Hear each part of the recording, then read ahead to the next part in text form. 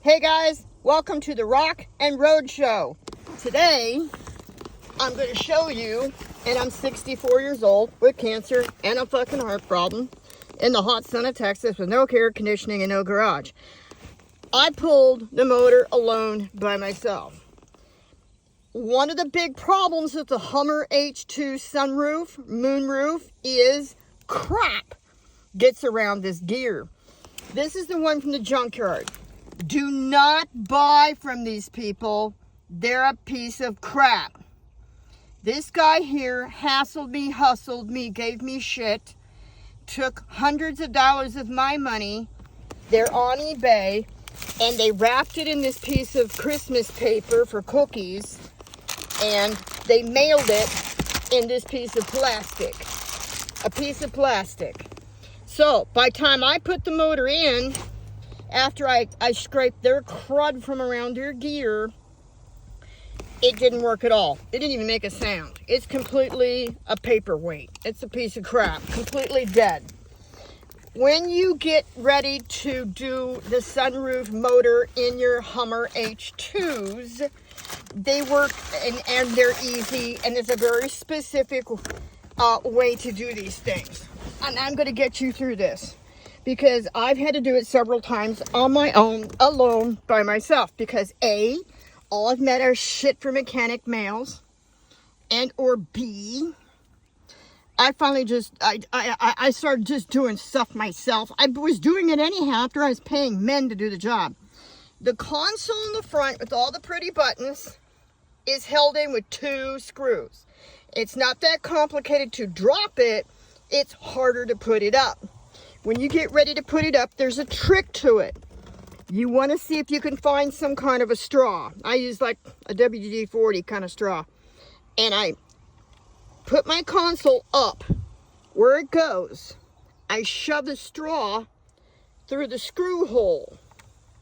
That helps me find the screw hole so I can put the screw in. Otherwise, you'll be there for days and hours. And I don't have that kind of time. Now, when these motors are up in there, they're I'm trying to hold the camera and it's wanting to do other stupid things because it's a piece of crap iPhone. The motors are up inside, held by 2 bolts. Nice and easy breezy. Not complicated to get to. And they're 10 mil. That's not a problem with the whole issue. That's not a problem. So, I'm going to show you the tools you're going to need for this job. Gonna need a rag. Gonna need a Phillips screwdriver. I got one with an extension because that's the best way to get up into this plastic console, because it's so deep you need a Phillips to get up in there with an extension, or a really long one.